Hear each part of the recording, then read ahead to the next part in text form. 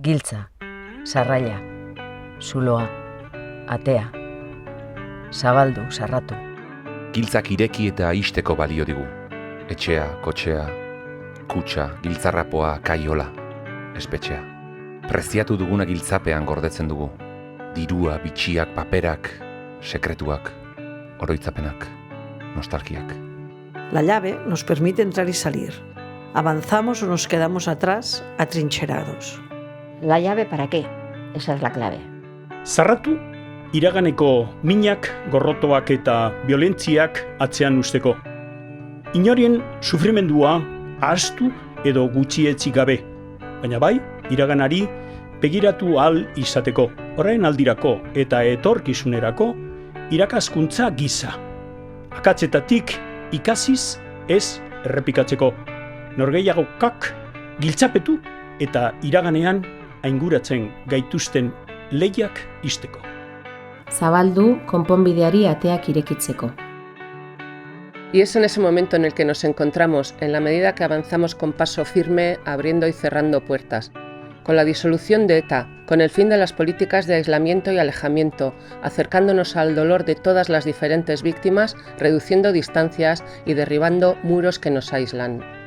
Bidean aurrera urratsak ematen jarraitzeko ordea, beharrezko zaigu iraganean betikotzen gaituzten ateak itzi eta euskal preso, ieslari eta deportatuen aferari irtenbide ematea.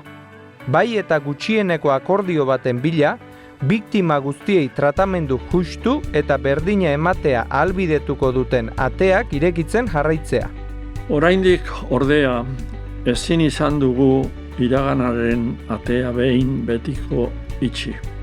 Oraindik euskal presoen eskubideek urratuak izaten jarraitzen baitute eta era berean, ez da lortu biktima guztiei bidezko tratamendua emateko helburua. As the prisoners continue unpicking the locks that hold them along the path set out in the law, it seems that new locks are being bolted in an effort to hinder the implementation of that very law. The lock of exceptionality is still in place. The door leading home remains barred.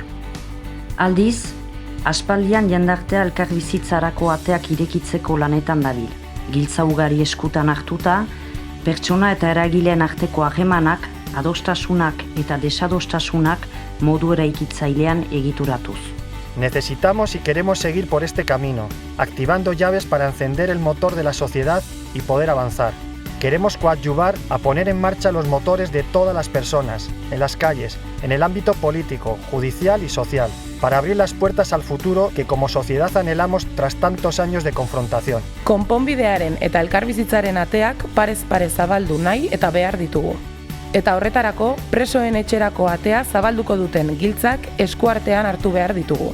No estamos pidiendo impunidad, sino abrir las puertas a todas las modalidades del cumplimiento de las penas que la propia ley ofrece, profundizando en un nuevo modelo penitenciario más humanizado y por tanto más justo, reconociendo los derechos que asisten a los presos y presas vascas y también a todas las personas que han sufrido en este país, y de esta forma respetando su dolor.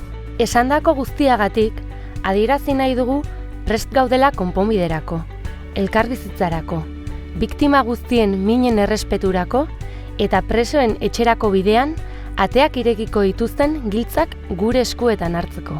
Legaruntak dion bidetik, hamarkadetan zehar aplikatzen ari zaizkien salbuespenak betiko baztertuz. Haremos el esfuerzo para que estas puertas se abran cuanto antes, para que todas las personas que formamos parte de este pueblo tengamos un futuro, donde la convivencia sea nuestro objetivo.